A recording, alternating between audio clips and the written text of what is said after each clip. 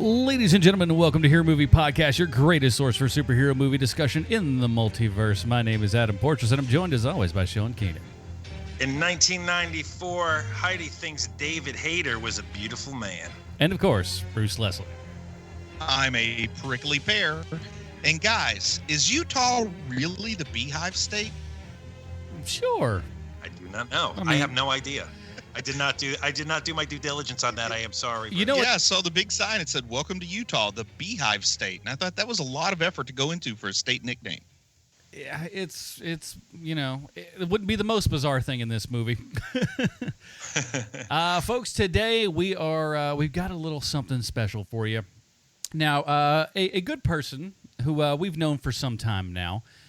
He has been quite the supporter on Patreon. He has reached a level with which no one else has. I think it's been over a year that we've been doing Patreon. So Jim Beverly has hit the highest of heights. Higher than anyone, faster than anyone there. So we have given him reign of today's show, and he has chosen Guyver 2, a.k.a. Guyver Dark Hero. Guyver : Dark Hero. Yes. There's a lot of colon in this. I'll tell you that much, boy. But Jim, this is your show, buddy. And Enjoy. I don't know how to feel about you at this point. Utah Uncork some is champagne. The beehive state, by the way. Weird, because I don't get a lot of Utah honey around here. I don't know, man. Quite bizarre. So we'll be talking about that today. It's a fun time. If you too would like to, support the show and possibly get on the old HMP Wall of Fame there, head on over to patreon.com/HMP. Join the fun. You'll get extra bonus episodes. You get the pre and post show for this program right here every week, and some other stuff as well. So that's what's and voting. That's a big thing, I think. Even if you're in at $1, you get to vote. So. Don't you want to vote? Don't you want to vote on things? Because Just my vote. gosh, if like the Patreon people, like their stuff like fills up a good chunk of a lot of our work, which is great. But man, oh man, I think outside of maybe 3 or 4 weeks, we are set for the end of the year. That's how much the show is going crazy, because the superhero stuff don't stop, boy.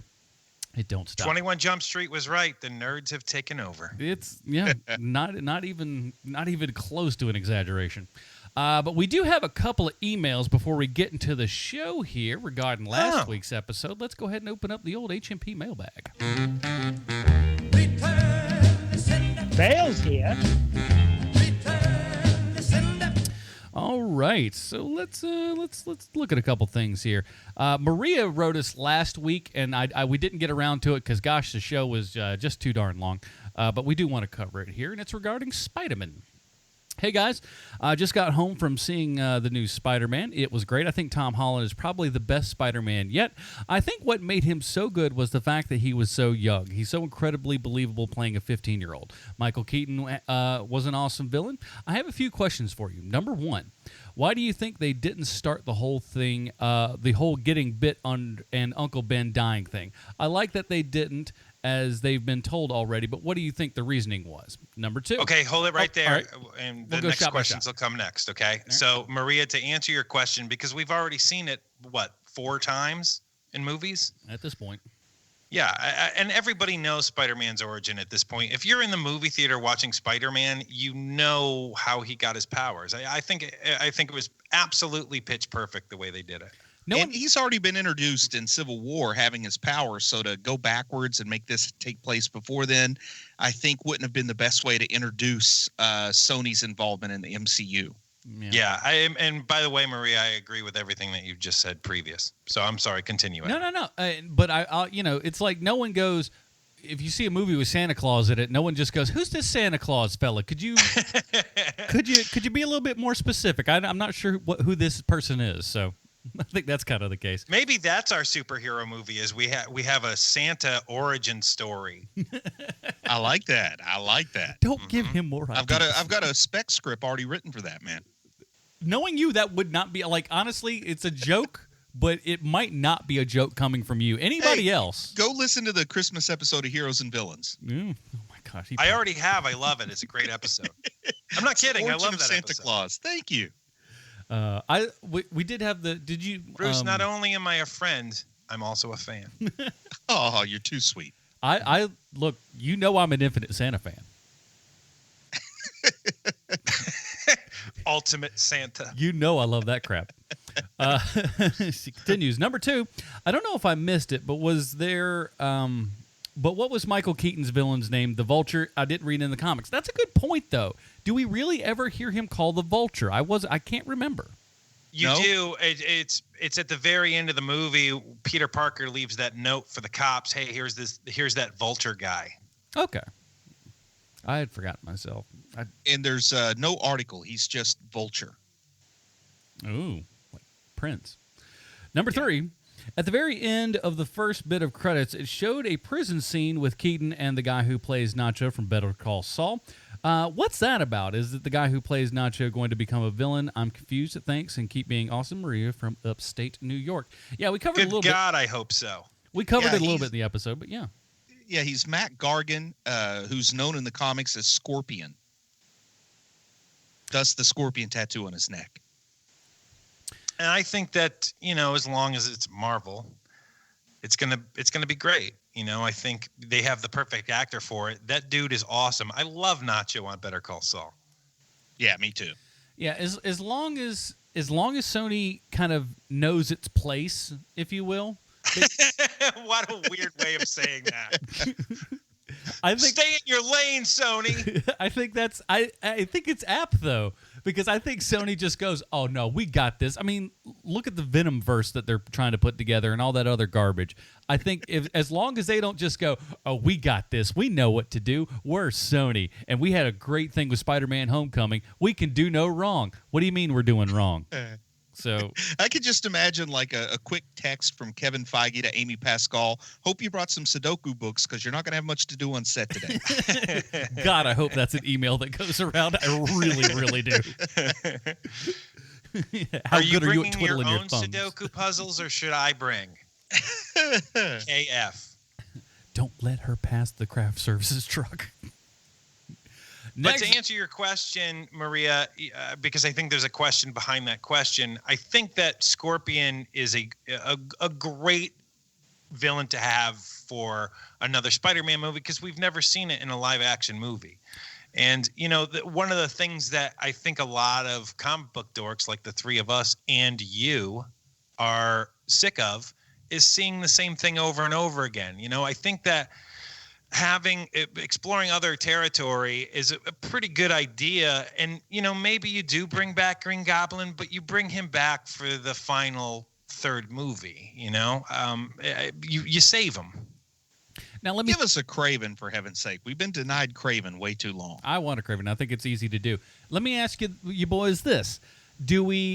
Which would you prefer Scorpion do? Just an actual kind of suit, or do we want more of a kind of mutated sort of, not necessarily lizard-esque, but something more akin to that? It needs to be a suit. Yeah. Still want suit? Agreed. Yeah. Agreed. As long as it's... Go ahead. I'm sorry. Go ahead, Bruce. And then he could get the symbiote and be the Venom version of Scorpion. Yes. Because I think that's what's going to happen as well. Good guess. On to the next email here. This one comes from Matt. Howdy, guys. Glad you enjoyed Homecoming. That movie was quite awesome. Adam, you said you'd reviewed every Spider-Man movie on HMP. Where's the Amazing Spider-Man 1 episode? I said almost, I think. Yeah, we haven't done Spider-Man 3, and we have not done The Amazing Spider-Man. Yeah, but we've already got a Stallone connection for Spider-Man 3. I'll tell you about that at some point. All right. You don't know. I've talked to the man, so I think I know. Okay, so just giving you a hard time. I love you guys. Sorry about all the emails the other week. That's okay. By the way, but I didn't know that you were... That's okay. I didn't know you were taking a week off. Thanks again for reading them, because it was cool to feel like a part of something awesome. You are part of something. Indeed. I'm starting to catch up on the new season of Preacher, and I can't wait to binge the episodes you guys have recorded since season 2 started. Get on it. Looking forward to this week's episode because even when you don't see the movies, especially the bad ones, you guys do a great job painting those mental pictures. Oh, I've got out my paintbrush. He's the Picasso he is. Have a great week, guys. You all do great work. P.S. Bruce, my wife, and I finally watched Trolls the other night. It was cute, but can totally understand how it got annoying for you, especially if your kids just want to watch that all the time. LOL. Can I take over? Can I take over this conversation after Bruce speaks? Trolls, man. I got some sunshine in my pocket. Got that good song in my feet. Go ahead. All right. So the director of that movie of Trolls, Yeah. Mike something. I don't remember his name. I worked with him on SpongeBob too. That guy is legit funny. That guy is actually honest to God funny. And there's two moments in particular where I was like, oh, this is why this guy has this job. Because we had a pretty tough, well, I particularly had a tough time on SpongeBob too. And that director, Mike, is great. And so he gets the job of being on Trolls while we're working on SpongeBob too. And he's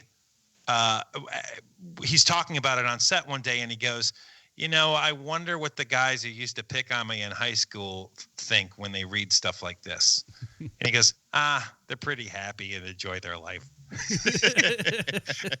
And then the other one is I had something very heavy needed to get moved somewhere else. And so he says, he goes, hey, do you mind moving that to me? And I said, yeah, no problem, of course. So I'm about to walk away and he goes, don't you need another guy? Isn't that like a two-man thing? And I said, I'm angry enough for two men. And I start walking away and he grabs me by the arm and he looks around to make sure no one else is watching. And he goes, MFer, I'm angry enough for 10 men. Let me go. And I thought to myself, this dude has there's a reason why he is here. He's great. I still got to watch that Trolls film. Everybody says it's really good. I enjoyed SpongeBob too. I did. So good on that. That'll be up. That was me trying to get on Star Wars. Didn't work. Yeah, Listen, they're not going to stop making them Star Wars films anytime soon. You'll have plenty of opportunities. Buddy, I'm planning on doing an end around. I'm not going to be working on the crew. I'm going to be in the movie. I'm in it, boy. I'm going to be Chewbacca's brother. He's going to be the new R2-D2. Beep, boop, beep. That guy's good. Boop, bop, boop. He's at least getting a call back. We'll let you know. Next. I've done a lot of extensive robot work. This next email here is from our good buddy Warren. It's entitled Batman. Something we're familiar with around here. Morning, fellas. Going back through your back catalog, I revisited the Batman Begins episode, and I thought I'd go the whole trilogy, but I couldn't find anything further. Are there any thoughts in revisiting the Nolan Batman trilogy? Funnily enough, we've only covered the first one. I'm all for it, man. I'm all for it. I love The Dark Knight. Yeah. No, I think most people are. I'm not a huge fan of the final chapter and found that both Dark Knight movies could have trimmed 30 minutes from both, which was distracted from my enjoyment of this trilogy, but would love to hear your thoughts. Just an idea, as I'm not an executive producer, but longtime listener and Patreon supporter. It's been a busy year with so many superhero movies and shows available that I can see how you are, how you aren't doing your retro reviews at the moment. Enjoying the weekly episodes and hoping that you get back up and running with the Film Find. Adam, I keep getting a lot of crap about that. Keep up the good work and eagerly anticipating future episodes. Warren from Australia. P.S. Looking forward to the day when someone wins a prize from Australia so you can pay double the freight than the actual prize. Boy, do I hate my life. Well, Adam, we should just do a setup with like Mr. Sunday Movies guy. And then like, hey man, we'll ship this thing to this guy if you ship this to this guy. Yeah, something along those lines. Yeah. But we've been thinking. I've been thinking about kind of how to put the other Nolan Batman movies in there somehow. But like I said earlier in the show, we've only got maybe 4 episodes, and those may get taken up by TV things coming up and not too awful long because I've scheduled out most of the year. But it's gonna happen. It's going to happen. We'll do them for sure. Yeah, I'm willing to skip Riverdale season 2 in favor of any of the Nolan movies. But Sean Me really, too. I thought Sean really wanted to do Riverdale season 2. No, Sean did not. Technically, we didn't. I would rather watch the DC direct-to-video stuff on constant loop than see another second of Riverdale. I'll just say this, however much money you want to send, you can make your wildest dreams come true. Let's close up the old HMP mailbag. Bale's here. And as always, if you want to shoot us an email, do that at heromoviepodcast@gmail.com. Simple as So, Adam, that. I'm prepping you ahead of time. Do you have the other stinger? Oh, shucks. I'll get it during the trailer. Okay. Here is the trailer for Guyver 2 Dark Hero, a.k.a. the Jim Beverly choice of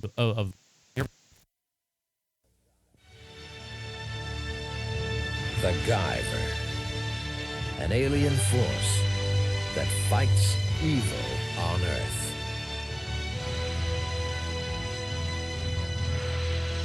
The Guyver lives in the body of Sean Baker, a man on a quest to find the secret of the Guyver within.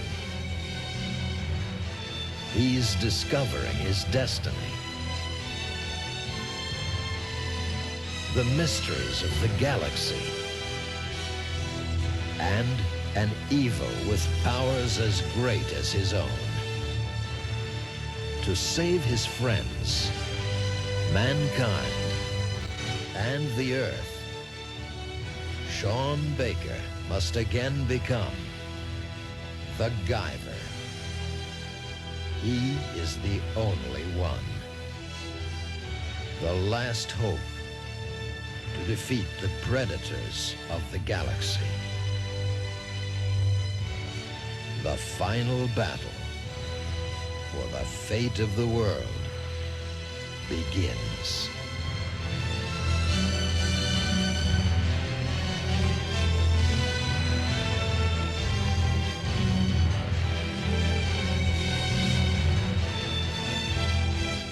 You know it's a good trailer when they don't even put the dialogue in it.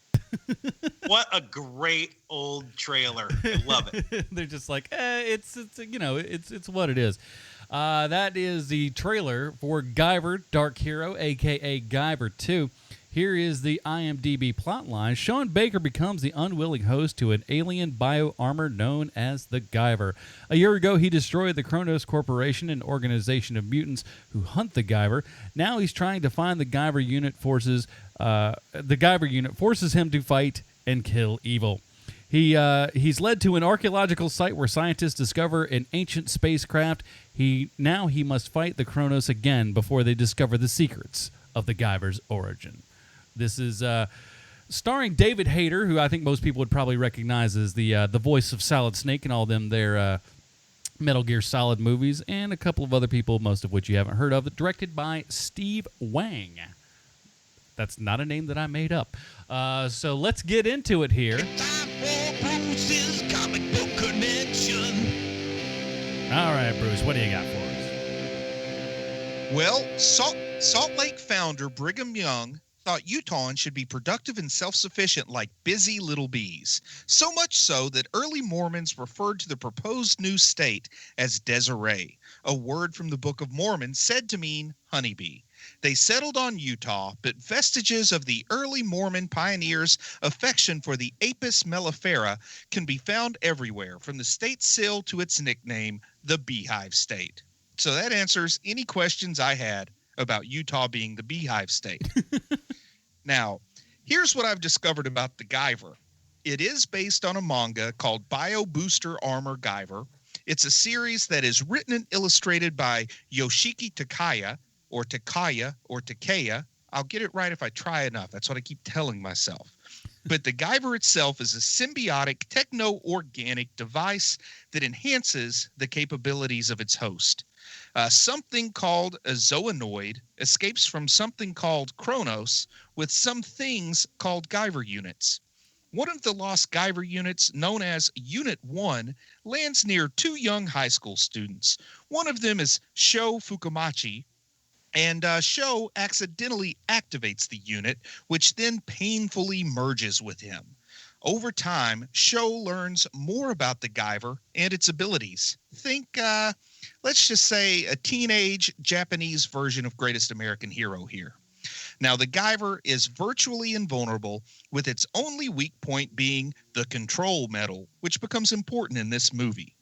Now, with this part intact, the Guyver can rebuild the host from the data stored within, but if this part is critically damaged, however, the host will be eaten alive by the unit and perish. This is, of course, concerning to Sho, so he starts to question whether he will ever be free from the Guyver. The situation gets a little bit worse with time as more and more powerful zoonoids start appearing. The main protagonist of the series, of course, Sho, is 17 years old, a little bit different from our movie here. He fights this organization Kronos to protect his friends and families more so than from any kind of drive to be a hero or to see justice done. He really had no desire to be a superhero of any kind. However, he does have some supporting characters that don't really show up in this movie, a bunch of sci-fi types that help Sho, and there's something called Zoolords that fight against him. All in all, it sounds pretty interesting, but I couldn't find any references to paleological digs or Swamp Thing outtakes. So let's just go ahead and get this out there as well. I couldn't find any references to Power Rangers, and that's all I've got. Close enough. I mean, that works for me. It's better than I would have gotten. Now, I'd never heard about this before, but and as I sprung it on you guys last week, Sean, you've actually seen the first one of these movies. I did. The only two things I remember about it, because I saw it when I was a kid, the only two things I remember about it was that Mark Hamill is in it, and that the suit looked weird. So going into this one, I went into it with, you look it up first. I do anyway. I don't just see something cold anymore. So I went and I was like, oh, Mark Hamill isn't in it. And so like, it's a surprise. This movie was a surprise to me. For a couple of different reasons. And I keep tripping over my own words because I'm trying to work around something here. I think that, you know what? I'm just going to come out and say it. All right. Yeah. I like this movie. I do. For what this movie is, I like it. You know, I think I've told you guys a million times, I don't dislike bad movies. I hate mediocrity. And these guys making this movie absolutely swung for the fences. Oh, yeah. They wanted to do the right thing making this movie, and the limitations of their budget is what killed them.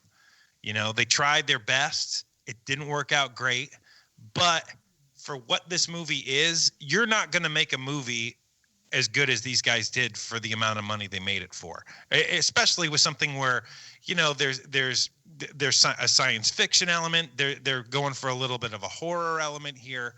It's not great. I'm not saying that it is. In fact, the movie is kind of bad, but watching this movie, I didn't get the absolute anger and hatred that I would have for, let's say, I don't know, a Power Rangers movie.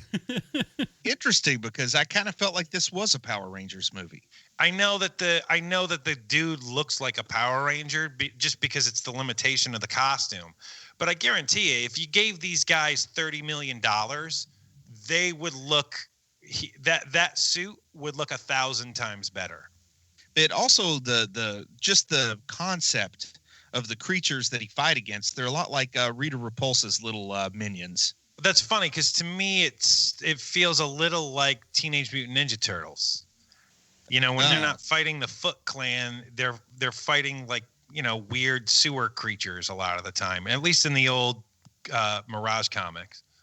Yeah, but you're also admittedly not a real diligent Power Rangers viewer.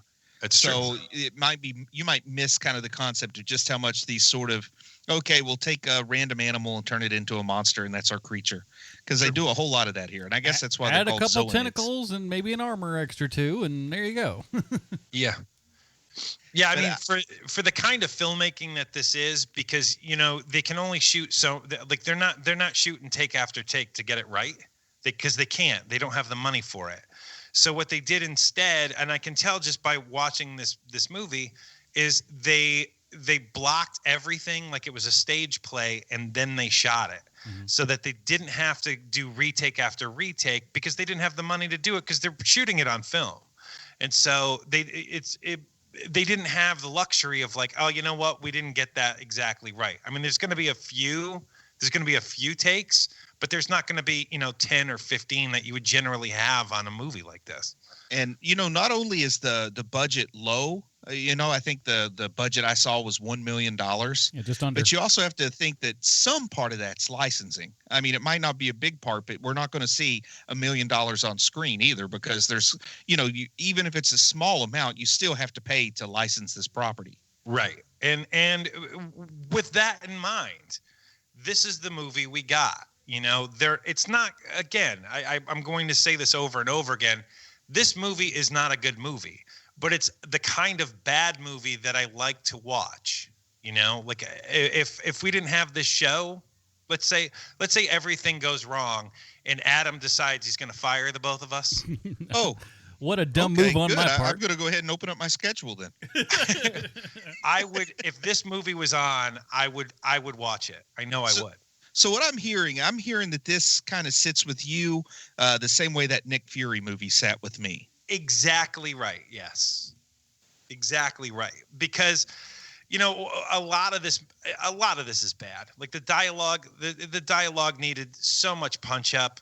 They need to speak the way that people actually speak, but they're trying to get out so much information that there's only so much that they can do, because they can't show you. They have to tell you what's happening. Yeah. And the limitations of like just him watching the news and it happens to be exactly the moment that he needs to be watched. I mean, just stuff like that, Plot device Adam, TV. What's the name of the old guy from Jurassic Park? Is it David Attenborough? Yeah. Imagine how much better Richard this Attenborough movie would be with David Attenborough playing the part of the senior archaeologist. Oh, that'd be amazing. Well, he was clearly trying to be him. Now, I think, if memory serves, this is either the same year or just a year after Jurassic Park. This is 94, man. So it's pretty close. It's Richard Attenborough. I forget. The Attenborough brothers, you know how that is. Yeah, that's why I was asking, because I knew probably my instinct would give me the wrong one. So this one was 94. Jurassic Park was 93. And I say that because one of the big things in here is like when the guy's out, looking for the bear monster, whatever, that killed his brother or whatnot, and he's got the photographer there.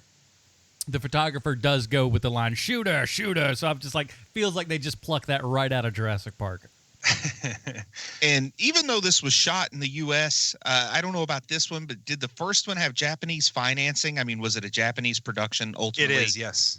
Yeah, because, we make the Power Rangers references, but Power Rangers are indicative of an entire sort of genre of Japanese television and movies. So it shouldn't, surprise us that those similarities are there.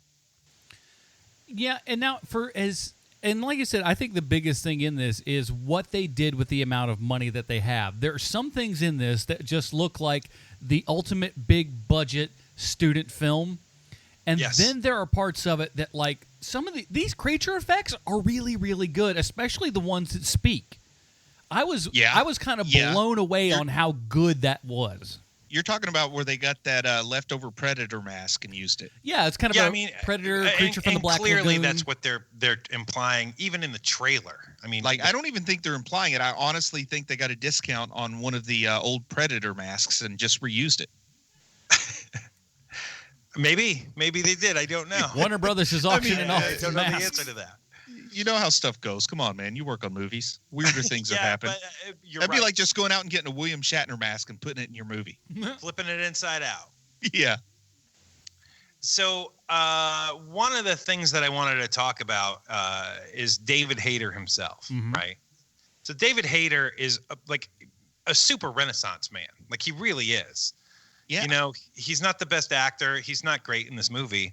But David Hayter is also one of the writers of X-Men 2 and Watchmen. Like, that's insane. And, is it Solid Snake that he does the voice of? I mean, pretty iconic video game character, though I'm not much of a video game guy. Even I know, I've heard the name Solid Snake. I mean, he's been doing it for over 20 years. Really, a career that any one thing you would say he was a moderate success, but you combine them all together and it lets you know there's some kind of spark inside of this guy. Yeah, for sure. I mean, Bruce, he's King Shark on The Flash. I know, man. When I saw that, that's like the only credit that mattered to me. Throw the rest of this garbage out. David Hayter is very, very impressive to me. You know, he basically has the career I so desperately want. This movie, though, it felt like it was trying to be his star vehicle for sure. Well, you're right. You're not wrong. You're not wrong with that. But, you know, this movie, again, is earnest. That's another thing that I like about it. Like, they're not winking at the camera saying, look, we know this sucks. You get the idea. Stephen Wang. It's Wang with an A, isn't it? Mm-hmm. Yeah, Wang. You get the idea he's a fan of the property. You know what I mean? When you see this, because it would be very easy with the low budget, just trying to get something out there that's kind of a grindhouse feel to it. But like you said, he's really trying to give us what he sees, his vision of the Guyver. Yeah, for sure. And, you know, just doing the research on this thing, this is supposed to be a course correction because the fans of the Guyver hate the first movie, like hate it. And they don't hate the second one. They don't love it, but they also don't hate it. Because it would have been real easy to just do like a Swamp Thing 2 kind of thing with this, where we know it's going to be schlocky, so let's just lean into the schlock. But he wanted to, I guess, once again, I'm just going to use your word, wanted to be earnest with it. Yeah. Sincere. And this is the first instance I can think of where the first movie is PG-13 and the second one is rated R. I can't think of another. It usually goes the other way. Yeah.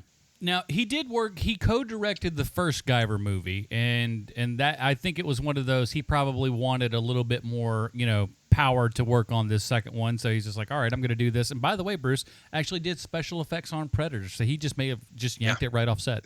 I'm telling you, man, I don't think that they were trying to mimic the Predator look. I honestly think they got a spare mask.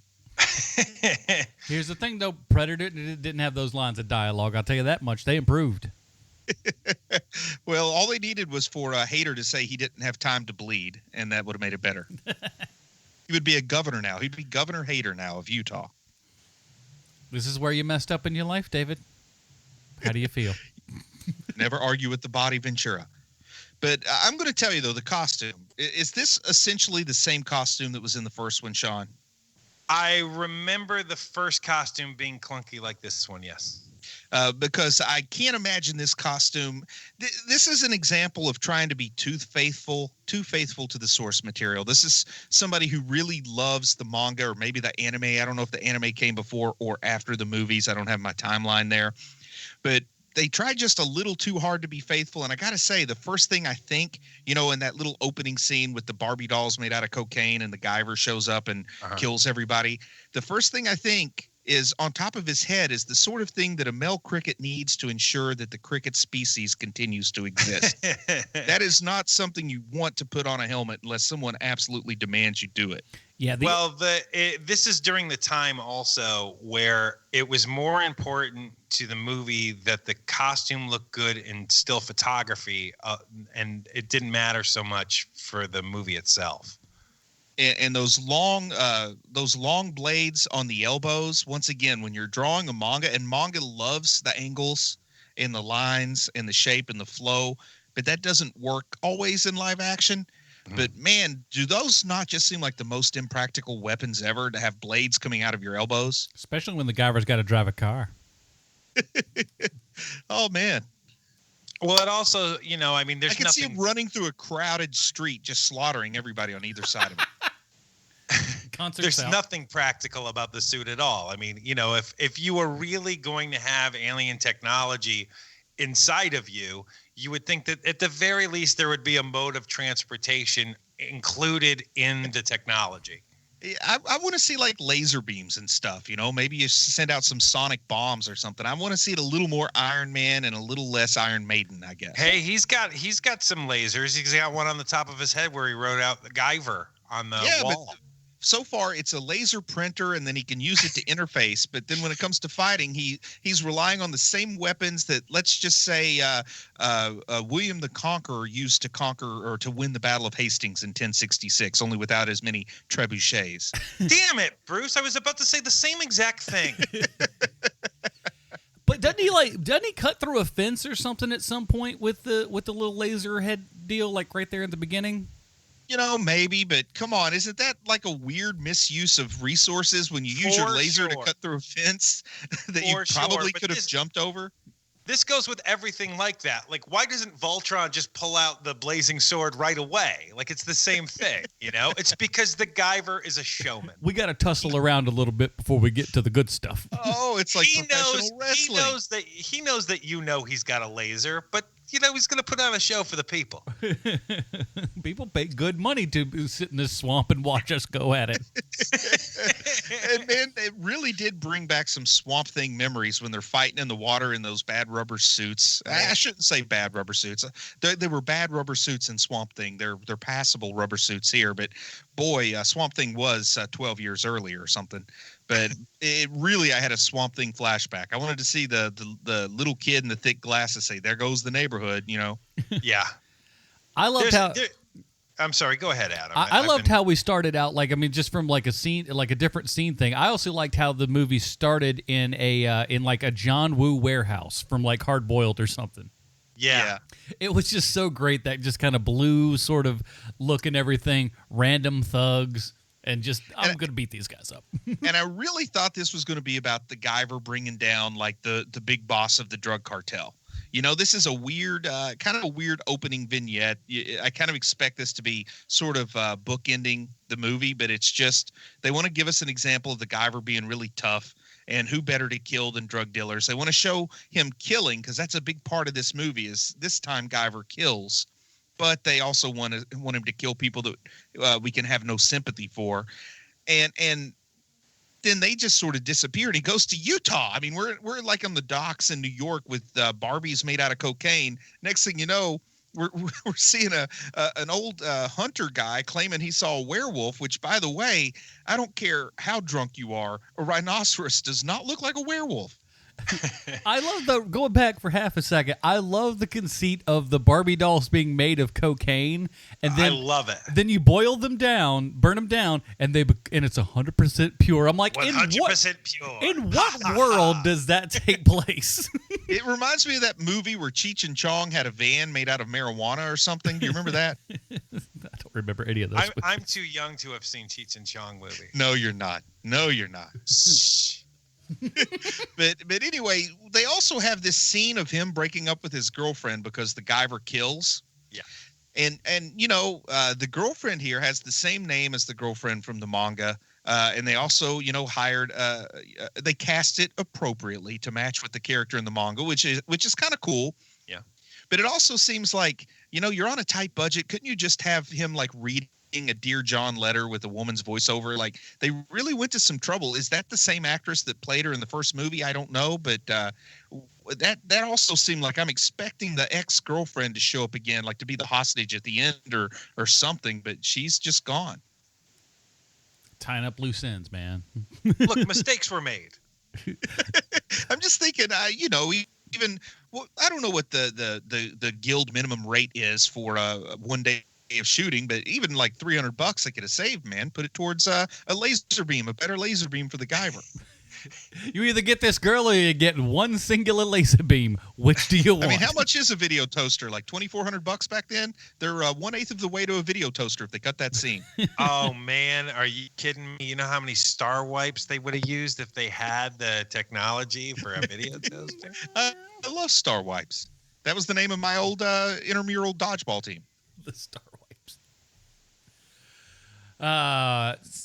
We were undefeated. You wipe the floor, so to speak. Oh yeah. But anyway, he's watching television.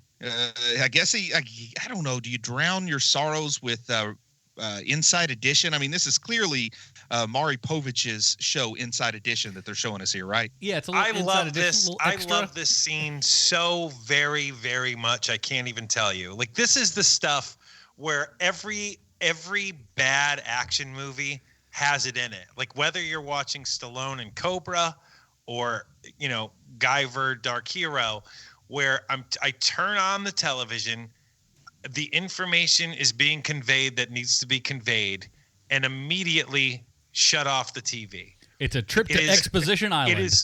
It is so wonderful. It's something that they would never do in movies now. And so if you were going to make your parody of 80s action movies, you need to have this scene in there. Yeah, we're looking for I don't know, Lizard Joe. He's on the loose. Turn on the TV. A man known as Lizard Joe was just seen robbing local drugstore. Turn off the TV and go to the drugstore and have the fight. Well, exactly. He turns on the TV. That's exactly what happens here. He turns on the TV. He sees the Inside Edition, and like his first inclination before story number 1 comes up, he grabs the remote and hits record, just going, I don't want to miss this. Hold on a second, because I think that's weird that you don't videotape Entertainment Tonight. Is that just me? It's Inside Edition.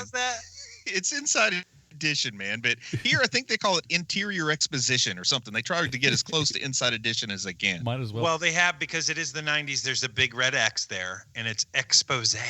Yeah, that's it. But man, they really want to give us that Inside Edition experience here, which was groundbreaking at the time it came out in 89, 90. I was about to say, no one under 30 knows what we're talking about. Well, they shouldn't be watching this movie if they're that young. Which reminds me, I want to start talking about PM Magazine.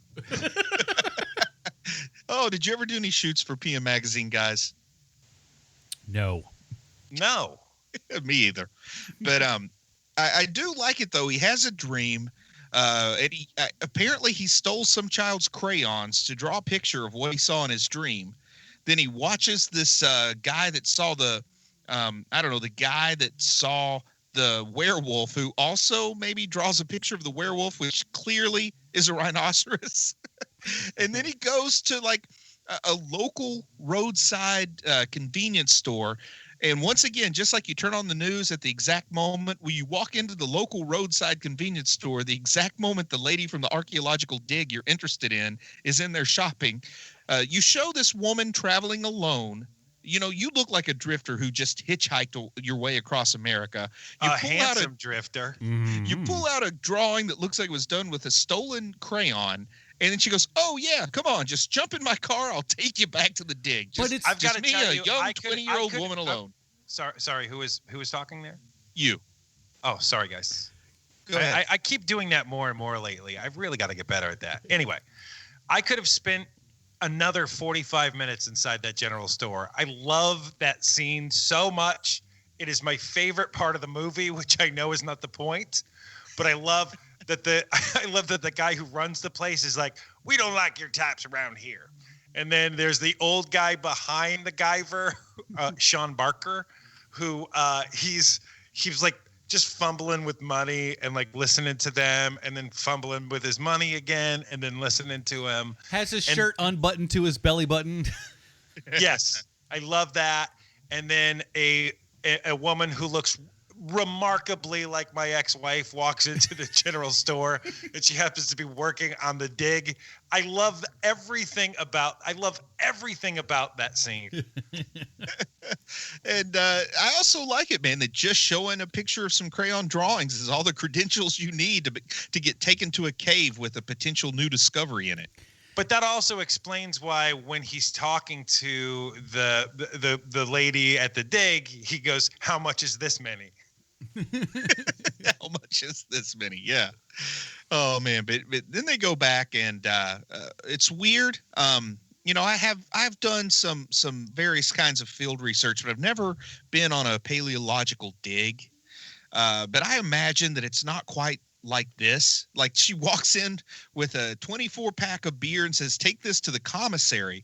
I've done field research. There's no commissary. It's you take what you can get your hands on with you, and you try to keep it where other people won't steal it. That's kind of how it works. The funny part is like she hands it to her, and then the gal makes a beeline to the tent that's just off to her right.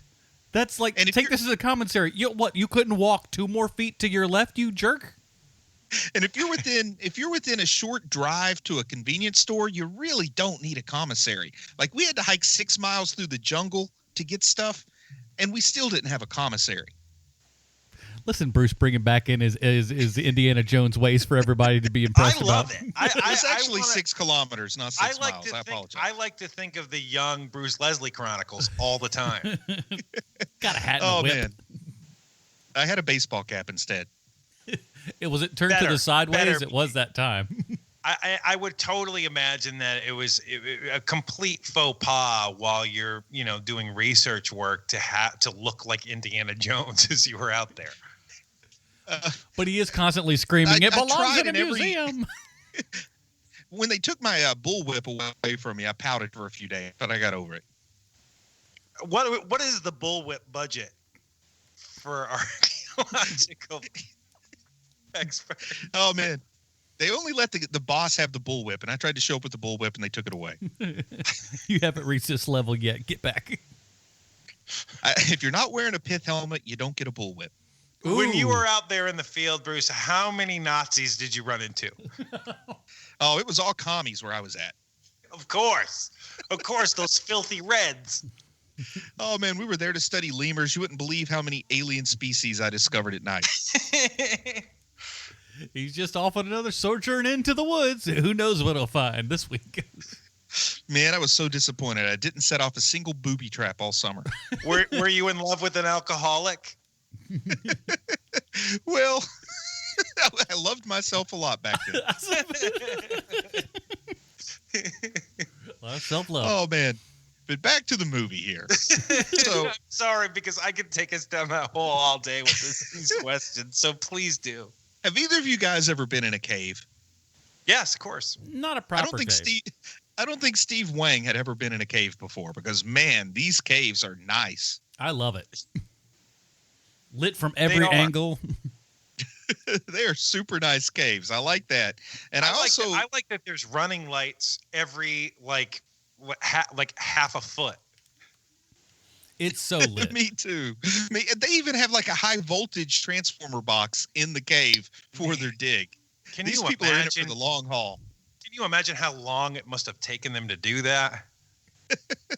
All the drilling that had to go on. Like they have the equipment to run power lines underground, apparently, because we don't see power lines dangling everywhere in the cave like you kind of really would if you were exploring a cave.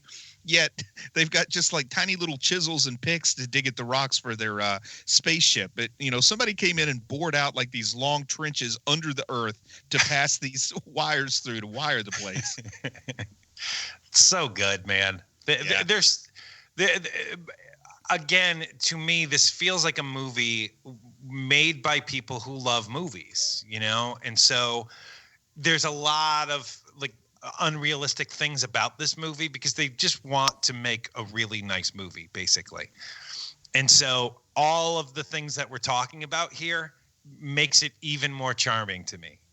Well, how about the first fight with the rhinoceros? The first time and I like it that his word that he has to say to activate the Guyver is Guyver. Very Shazam. And they've got a few times where they could afford to show us his transformation, which, let's be honest, it's not breathtaking. But then there are other times where they do like the Supergirl thing where he walks behind a tree and comes out with the costume on. You hear a lot of whoosh whoosh in the background. Yeah, my favorite is the redneck hillbilly who's about to shoot the wolf man and keeps asking for his money from the reporter. Take your picture. Give me my money. Give me my money. So I love that. But we do get to see the Guyver fight with the rhinoceros. And then later we find out that, of course, the rhinoceros turns back into security guard guys, and he's got the little scrape on his forehead, and that lets the Guyver know who Rhino Man is. And also the apparently, I guess the black guy's like a researcher. I don't think he's a security guard. I think he's there as a researcher, and we start thinking he's nefarious. And then it's one of the good tricks from a nice 80s movie is where the guy you think is going to be a bad guy is really an undercover agent who's there to help you, kind of thing. I like that. From the government. Felix Leiter feel to it. I did too. He is with the FBI. And he's been in other movies too. I looked up his filmography, and he's got a lot of like hashtag number, like customer number 2, patron number 4. He's got a lot of those kind of roles, but I kind of like this actor. I think, everybody's got their favorites. I think I might like him a little better than David Hayter in this movie. He is, his name is Christopher Michael. And the biggest thing he was in is The Cable Guy. Underrated, The Cable Guy, everybody. And he has 154 credits on his IMDb page. He is one of those guys. That dude has just worked nonstop since the Guyver. I kind of like the guy. Me too. Not bad. Especially when he puts the gigantic headset on, later in the movie. That he hears like a twig, snap, wearing that big giant, helicopter helmet, essentially, and he goes, "Hey, what was that? I heard the, and then it's so bad, but so good." And we get the reveal a little bit later on, once we figure out that the security guards are all zoonoids. They all turn in. Let me see if I can run down what zoonoids I can remember. That old story. We have the Predator guy that we already talked about. We have the one that has chowder buckets. I don't know what animal she's supposed to be, but there's only one zoonoid with chowder buckets. We got the one that's kind of a froggy face guy, and then we got the rhino. And then we've got sort of the good guy zoonoid that's like the crawfish. Yeah. That's the lady Corey's father. Yeah, crossed with like some sort of an arachnid, like a fish arachnid. That's kind of what a crayfish is. Yeah. It's a water scorpion. Water scorpion. We'll have some water scorpion tonight. But we get a whole lot of back and forth. They discover that it's a spaceship. He figures out that they're not really digging for some Paleosaurus. I think is what the technobabble. Well, not technobabble. The paleology babble animal that they come up with is Paleosaur or something like that, which is we need a fake name for a dinosaur, Paleosaur. Perfect. Well, I got a question about that. So because what I thought they were doing was they thought that they were looking for alien bones, and they just kind of stumbled on the fact that it was a ship. Am I getting that wrong? Because I think they stumble on the ship. I'm with you. Yeah. Okay. So it's exactly like the X-Files movie. Yeah. Oh, I haven't seen that. It's kind of to give an example. It's kind of like Guyver, Dark Hero. Is David Duchovny the Guyver? In a way. Okay. Yeah. Good. I'm all for it. As long as it has that cricket, on his head, I'm all for it. They both got pretty girls in it. Yeah. Okay. Yeah. David Duchovny is a pretty girl. I'll go with that. Okay, sure. Did you see that episode of Twin Peaks? Isn't that? No, I haven't seen that one. Isn't that where he wears the dress? I probably I'd go with that. But I do like it that he, they're all, blowtorch. They do all kinds of stuff to try and get the spaceship open, and they can't open it. And then Sean calls on his Guyver bumps. He's got like little Guyver bumps on the back of his neck, I guess. And they just open up the portal and everybody goes in. And for some reason, they have like a really old 1950s black and white camera to videotape them going in. Despite, a camcorder would have been pretty commonplace in 94, especially when you have the money to hardwire electricity in your cave. But then they go in and they find, another Guyver unit. Essentially, that's the crux of this movie, is this other Guyver unit is found. And if it gets into the hands of the zoonoids, that means bad stuff. And I guess it's also in the spaceship where he has this weird interface with the ship. And we get to see like human history in relation to the Guyvers and the zoonoids. Like we see cavemen, which for some reason made me think of some of your previous comments from Preacher Pop. Yep. Neanderthal Guyvers and Neanderthal zoonoids or something. And then I guess the Guyver spaceships all leave. I think we're supposed to take away some kind of narrative, but to me, it feels kind of like a messed up ride in one of those like science museums where you take a little ride on a car and you're supposed to learn things by watching. So it's all funky and weird, like a creation museum. Yeah, or I think it's like Scientology meets creationism, and they make their own museum because you got the spaceships there too. But definitely didn't. I don't know. I don't think it conveyed a narrative as clearly as perhaps the filmmaker thought it would there. I think what I've read on analysis and like people talking about the movie is we're supposed to understand aliens came, tried to use humans as weapons with these Guyver units, and it was too unreliable, so they gave up and left. But I didn't really get that by watching that little scene. I definitely did not get that. All I took away from it was, hey, look, there was a Guyver with the caveman times. Isn't that awesome? But what I did see get taken away was that new Guyver unit that has like the crack in the front of it. You know, in the comic book connection, I said if that piece malfunctions, then the whole thing's a disaster waiting to happen. Mm-hmm. And the bad guys, the Zoanoids, get that Guyver unit.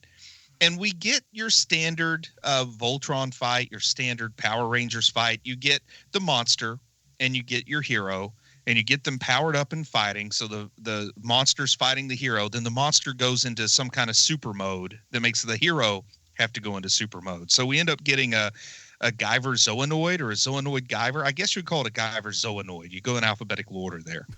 Sure. And it's damaged, but we got to talk about some of the choreography in this final fight, man, because this is really, I think people that love this movie, especially the people that were like those right place, right time people, when they love this movie, I think a lot of it comes down to this final fight. Because my theory is this is 94, Power Rangers hits right around 92, 93, somewhere in there. And you've got like the 11-year-old kid who likes Power Rangers. Then when he's 13, he hears, man, there's a Power Rangers movie where they kill people. We got to watch this. Go to the local video store and rent this thing. It's like Power Rangers with blood. It's for real. It's like the stuff we love, but a couple of naughty words for kids in there anymore. Yeah. Yeah. And I really think there's a lot of folks at that right age that were Power Rangers fans. They see this, and it's like the Power Rangers movie where people get to stab each other and guts fly out and stuff like that. That makes total sense. It really does. But boy, they really lean into the anime-inspired fight moves, though, because you get this one thing where he jumps and twirls. You get some of your standard Power Rangers posing and stuff, but then you get the flying kick where his feet are like going back and forth like he's playing a double bass drum for Metallica, only he's doing it totally in the air against the guy's chest, and it sort of looks like a Three Stooges thing that would be played for laughs, you know, because the feet are pop, pop, pop, pop, pop, pop, pop, pop, pop, pop, pop, while he's still flying through the air. It's so that good. was a bridge too far. An impossible thing for any sort of physics thing to happen. It's so great. Yeah, you know, the charm is just oozing out of this movie. It's so ridiculous. I laughed when I was watching it, and I still loved it. And then, of course, he pulls out the eyeball, I guess you would call it, the control button from the evil Zoanoid Guyver, and it causes the suit to essentially eat up the Zoanoid. But you know, the trailer plays it like this is for the fate of the world, and of course, we don't want a Guyver Zoanoid out there.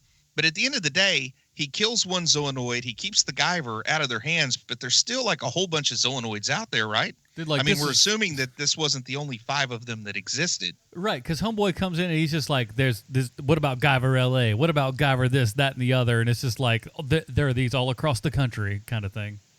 And he makes the terrible decision to use his Guyver power to send the spaceship away, because how sweet would it have been in Guyver 3 if he had a Guyver mobile that was a spaceship? So good. Some sort of awesome, like, motorcycle kind of thing. Yeah, like Street Hawk kind of a thing. That'd be awesome. I want the whole spaceship to like go inside of his body, and when he needs it, he like vomits it out and then climbs inside and flies around the world. He throws up a ship. That's great. I think so too. Like you have like bio tentacles coming out of his mouth, and it wraps around him. Beautiful, and would be pretty close to the source material.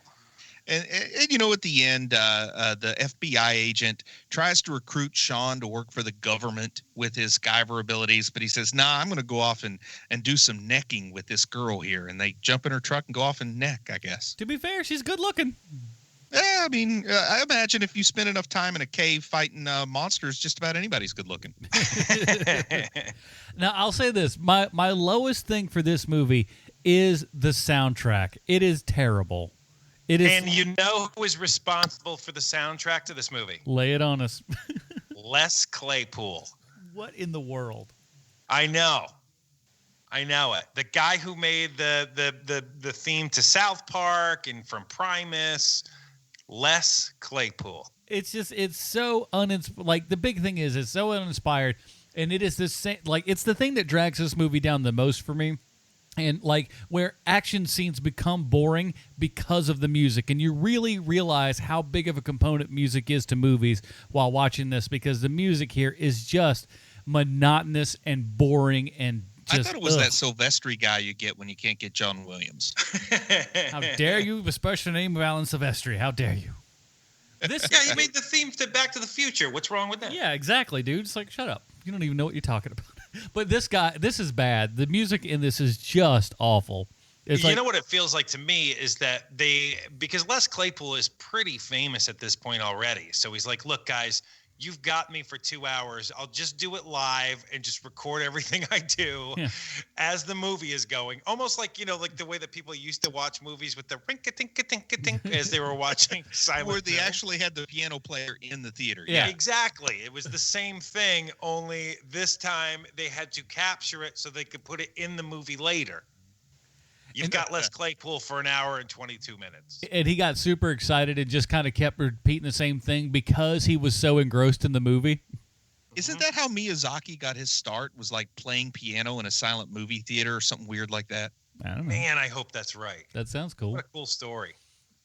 All right. All right. So before We gotta wrap it up. What do you think I'm doing here? Come on. He's trying to wrap it up, Bruce. Come on. Jeez Louise over here. I'm about to throw it off to the most important part of this program, is we have to find out how Guyver 2 Dark Hero relates to our good friend Sylvester Stallone. Thank you, Adam. I have a prepared statement. It takes a special kind of dude, bro, to find the Stallone connection each week. Sometimes it's quick, like in our review of Guardians of the Galaxy, Volume 2, Episode 156 of Hero Movie Podcast, when Stallone actually appears in the movie. And my job was so easy that week, I felt like I was riding the San Diego biscuit wagon. Other weeks, it's a chore, like the guy who had to cut off his own arm with the knife of his Leatherman multi-tool. Luckily for me, this week is like neither of those because it's squarely in the middle. Little bit of snooping around, and the universe presents the connection and makes me feel a sense of peace that I very rarely feel with the life that I have chosen for myself. When it comes to this long-running comedy bit, I know some people say it's exactly like 6 Degrees of Kevin Bacon, but with Sylvester Stallone, and they would be correct to a point, except that it's only 1 degree. And those people need to shut their mouths because you're listening to something for free. And if you wanted to listen to something without any joy or humor baked in, you should listen to Malcolm Gladwell's Revisionist History, because while it's great, and I mean great, no one would ever accuse Malcolm Gladwell of trying to perform shtick. The Stallone connection this week focused on the talents of Stephen A. Adelson, who was the Steadicam operator for Guyver Dark Hero. We've spoken about Steadicam guys in the past on this show because in my experience, most Steadicam guys behave like they're from the future. Their technology so advanced, your simple mind couldn't possibly understand it. So please stay very clear so that your caveman hands never find their way onto the world's most sensitive equipment. So true. And while I've never met Stephen A. Adelson, I'm in an uncharitable mood this week, and I would imagine he behaves much in the same way. Stephen A. Adelson has been working in talkies since 1992, and since then, he's worked on some massive projects. He was Steadicam for Batman Begins and Fantastic Four: Rise of the Silver Surfer, which amazingly is still the best Fantastic Four movie to date. Think about that for a second. We live in a world where Ant-Man is a good, solid movie, but the best Fantastic Four movie we have has Jessica Alba in a terrible wig. Stephen A. Adelson also worked on Scooby-Doo 2, Monsters Unleashed, which holds the distinction of having Linda Cardellini at the height of her hotness. Seriously, I know it's a movie for kids, but if you want to be in a better mood, put that movie on because she is so fine in that bad boy. Stephen Stephen A. Adelson has moved on to directing and producing, but the highlight of his career is when he worked in the camera department for 2013's Homefront, a movie that was written and produced by but did not star Sylvester Stallone. We've spoken about this movie before, but something new I found out is that Winona Ryder is in it, where she plays what Winona Ryder herself describes as a biker chick. I don't know what Winona Ryder as a biker chick looks like, but if you're interested, check out Homefront. It also has Jason Statham and what I'm pretty sure is a totally high out of his mind James Franco. And because I'm becoming more and more attached to this kind of thing, I should also point out that Stephen A. Adelson is also the director of photography for the movie Air Bud, Seventh Inning Fetch, which is confusing since it's actually the fourth movie in the Air Bud franchise, and I didn't even have to look that up. So there you have it, African-American guy that's with the FBI that I never once believed worked for the FBI, and girl who plays the love interest that looks like my ex-wife. This week's Stallone connection. Now, let's get back to watching sequels to movies that we didn't know had sequels. Indeed, indeed. All right, so here on Hero Movie Podcast, we have our own patented Robin rating system. If you want to check out what that is, go to facebook.com/Hero Movie Podcast. It's right there at the top of the screen. Bruce, where does Guyver Dark Hero, a.k.a. Guyver 2, fall in the HMP Robin rating system for you? This was a rough one for me. Now, I do think that somebody could enjoy this like from an MST3K kind of approach, like having at it, not necessarily with it. I don't think it's something I'd ever want to watch alone. I can understand who it appealed to and why, but for me, I can't really go any higher than a Stephanie Brown. Fair enough. Keenan? For me, it is a low Damian Wayne. I like this movie a lot, but it's not for everybody. I know that, but it's charming and I dig it. So low Damian Wayne. Yeah, I think I have to agree. I'm on the low Damian Wayne. I was just on the border between that and Stephanie Brown constantly, but the stuff that's good in it is really good. The costumes are pretty sharp. I honestly, with the budget that they had, I can't believe they made those aliens talk and it look as good as it did. Shocked. And the fight scenes are fun, if not for the awful music playing in the background. So, yeah, it's just barely a Damian Wayne for me. So, there you go. All right, everybody. That is it for this episode. And the next 2 weeks start something big, boy. This doesn't happen too often. We got 2 new release comic book movies that most of you may not even realize are actual comic book movies. So next week, we're going to be looking at Valerian, the new one from the director of such, tiny little films as The Professional. I don't know if you've ever heard of it, but it is the best Gary Oldman performance of all time. Maybe even the best Natalie Portman. Maybe. So we'll be covering Luc Besson's Valerian. Come on next week, everybody. So that is it. In the meantime, where can we find more of your work on the internet, Bruce? Well, from June 17th, which is the day that this comes out, to June 21st, 2017, all week, that's Friday, from Monday to Friday, Dragon in the Needles, the Kindle edition, will be free on Amazon. And the reason for this is to get everybody caught up because I just released the sequel to Dragon in the Needles, Dragon in Gallus. So if you haven't read the first one, pick it up, read it for free. If you have read the first one, go ahead and pick up Dragon in Gallus on Amazon. Also, just a reminder, Chubby Wizard, Wrath of the Manticore is on Audible now, been there for about a week. So go check that out. Let me tell you, that new cover you got, awesome. Like every cover you get's like better than the last one. This one looks so good. And it's just like I'm judging I'm judging a book by its cover and I'm just like, yes, this is going to be great. Keenan. I feel like I've done nothing with my life. Bruce has written 3 books at this point. You can find me at Hero Movie Sean. I also do a podcast called The Preacher Podcast, and I have some very special news starting next week. Very good. And, of course, you can always reach us at HeroMoviePodcast@gmail.com. And I think I may do a Nerd Talk Now this week because I got a little something we need to talk about here. So keep an eye out for that. That is it, everybody. Join us next week when we talk Valerian. For Sean Keenan, Bruce Leslie, I'm Adam Portrais. Stay super, everybody. Bye, Marty and Edie.